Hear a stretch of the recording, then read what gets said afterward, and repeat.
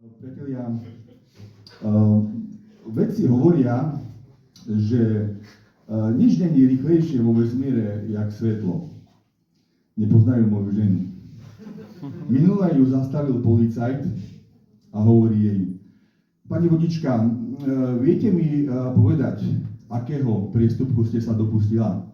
A ona mu hovorí: tak keď neviete, akého priestupku som sa dopustila, tak sa ma nepýtajte, ma neotravujte, ma nezastavujte, dobre?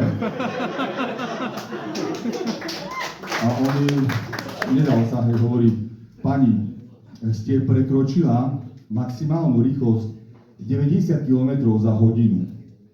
A ona mu hovorí: tak poprvé, ja mám Hondu a tu mi píšu, že maximálna rýchlosť je 250. Po druhé, jak môžete vedieť, že som prekročila 90 km za hodinu, keď sedím v aute ešte len 10 minút?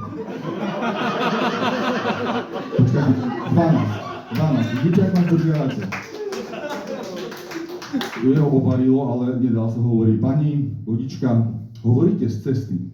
A ona mu hovorí: ja hovorím z auta. Vy hovoríte z cesty.